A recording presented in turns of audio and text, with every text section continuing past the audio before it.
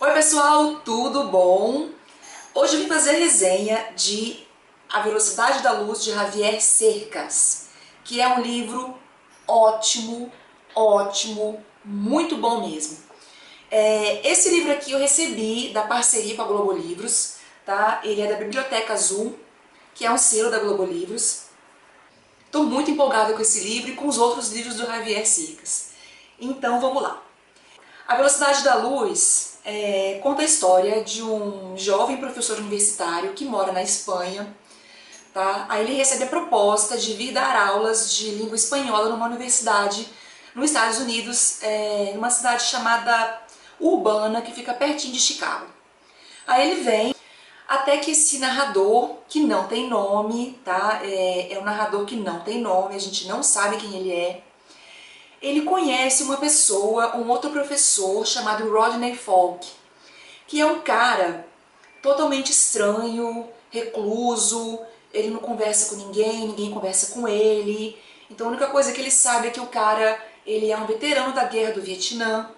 Então é um cara que, além de ser totalmente quieto, de não conversar com ninguém, introspectivo, ele tem uma aparência estranha. Então ele usa um tapa-olho, ele arrasta uma perna, ele tem uma postura meio curvada, ele é grandalhão. Mas e aí, por coisas assim da vida, o nosso narrador acaba se relacionando com Rodney, eles acabam tendo uma aproximação e eles viram amigos. Mas é uma amizade cheia de limites, tá? É uma amizade, não é uma amizade plena, existem limites. Por exemplo, o Rodney, ele nunca fala da vida pessoal dele e o narrador respeita isso, então eles sempre conversam de coisas que eles têm em comum, mas nunca de vida pessoal.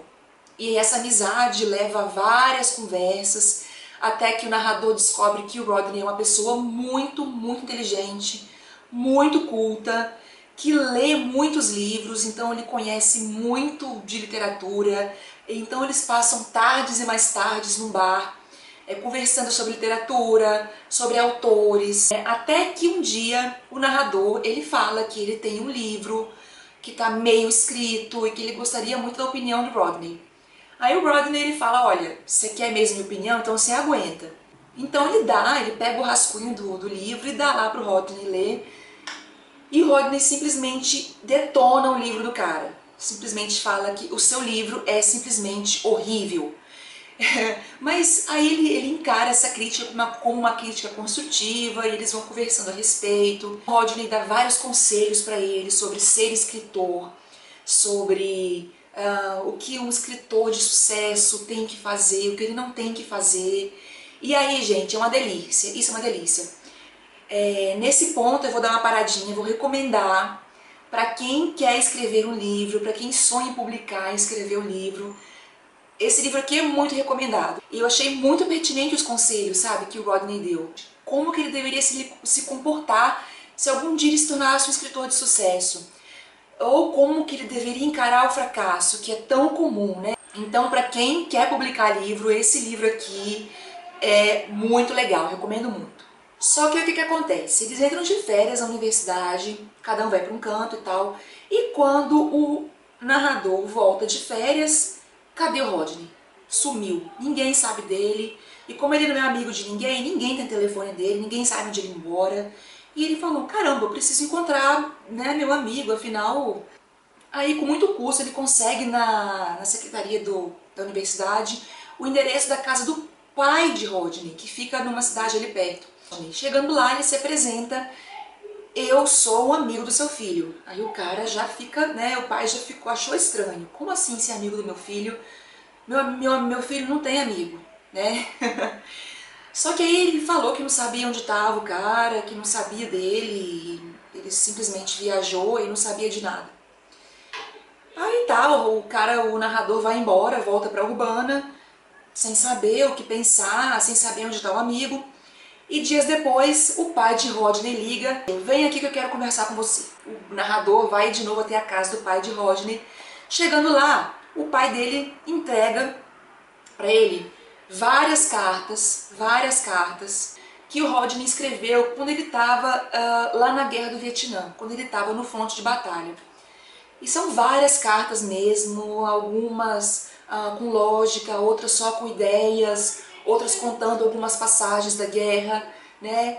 E ele pergunta, pô, o que o senhor quer que eu faça com isso? Aí ele falou assim, bom, faz o que você achar melhor. E ele pega aquelas cartas, lê, realmente são assim relatos assustadores do que aconteceu. Aquelas cartas assim geram mais dúvidas nele a respeito da personalidade do Rodney do que qualquer outra coisa. Aí o narrador ele volta para a Espanha, o contrato dele acaba lá na universidade, então ele volta para a Espanha. Ele não tem mais notícias do Rodney, não sabe o que aconteceu com ele. E ele leva com ele aquelas cartas, né, aqueles registros da Guerra do Vietnã. E chegando na Espanha, tempo vai, tempo vem, ele publica um livro, ele fica um escritor, ele vira um escritor muito famoso, conhecido mundialmente, foi um sucesso assim estrondoso que veio do nada, nem ele estava esperando.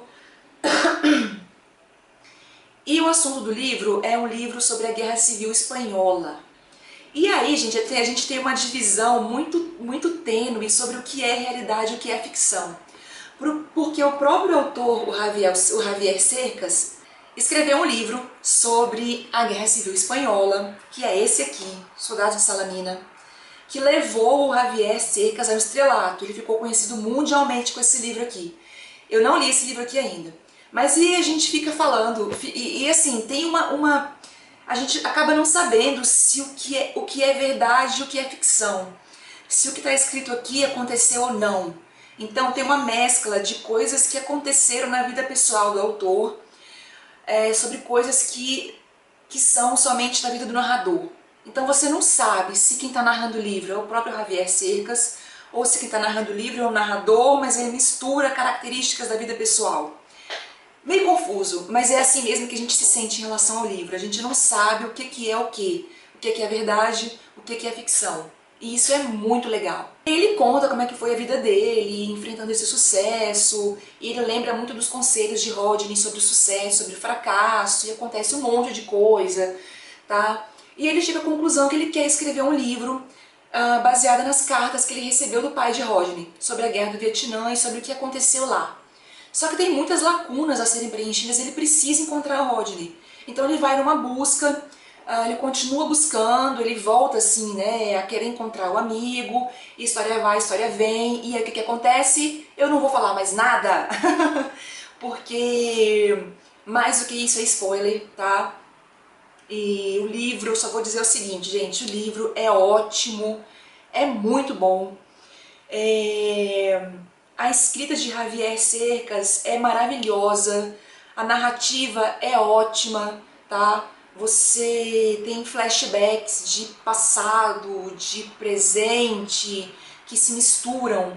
Você tá na Guerra do Vietnã, você tá no fronte de batalha, você tá em Urbana, você tá na Espanha, você tá na vida presente do autor como escritor famoso, você tá num passado que não foi muito bacana. Aí se mistura com os acontecimentos e com as tragédias que aconteceram na vida do narrador da história. E a gente não sabe se é realidade ou se é ficção. Então tudo isso se mistura de uma forma assim, magistral. A narrativa é realmente espetacular, gente. É um livro que te envolve, que você não tem noção do que é o que. Mas tudo isso com muita lógica, sabe? São linhas muito tênues do que é o que e é uma história muito boa. Muito boa. E o final desse livro é surpreendente, é um final ótimo, é uma história triste, sabe? Assim, nas últimas 30 páginas, 50 páginas do livro é uma história que fica muito triste, e o final também não deixa de ser triste, sabe? E eu achei que é um livro que mesmo nos momentos de que o autor fala que ele tá feliz, ele não conseguiu transparecer pra mim essa felicidade. E tem uma aura sombria, sabe? De também é sempre aquele limite de ser quase feliz. Porque eu realmente senti a agonia dele, do narrador, eu senti a agonia do Rodney Falk, eu senti a agonia dos personagens. É um livro que me fez ter muitos sentimentos e me levou a refletir sobre muitas coisas. Principalmente sobre coisas assim, aquelas coisas que a gente, poxa, eu devia ter falado aquilo, mas eu não disse. Eu devia ter me expressado daquela forma, mas eu não fiz. eu devia ter sido uma pessoa diferente, mas eu não fui. E quando você percebe, já não dá mais tempo de você correr atrás dos erros que você cometeu no passado e podia ter evitado cada um deles. Então é um livro que me levou a refletir muita coisa. E gente, o livro é isso aqui, olha isso. O livro tem 245 páginas e ele me levou a muitas reflexões, me levou a ter dúvida do que era realidade, ficção, sobre a índole do narrador. Então é um livro fantástico, fantástico, e eu recomendo muito mesmo. Bom, gente, já falei muito, eu não dei nenhum spoiler. O livro é ótimo, eu recomendo muito que vocês conheçam esse autor. E como eu disse no meio da resenha, você que quer ser escritor, recomendo muitíssimo a leitura desse livro. Se você já leu esse livro e quiser conversar um pouquinho a respeito dele, eu sempre deixo meu e-mail aqui aberto para discussões. Cuidado nos comentários aqui embaixo para não soltar spoiler, tá bom? Então é isso, pessoal. Essa aqui foi a minha resenha do ótimo livro A Velocidade da Luz, de Javier Cercas. Então é isso, se você gostou da resenha, dá um joinha aqui, faça sua inscrição aqui no canal para acompanhar as atualizações do Lido Lendo. Tem fanpage, tem Instagram, tem Twitter, tá tudo aqui embaixo, tá bom? Então, um beijo pra todo mundo e muito obrigada por assistir, gente. Até o próximo vídeo, que eu acho que vai ser de tag, tá? Tchau, gente. Brigadão e ótima semana pra todo mundo.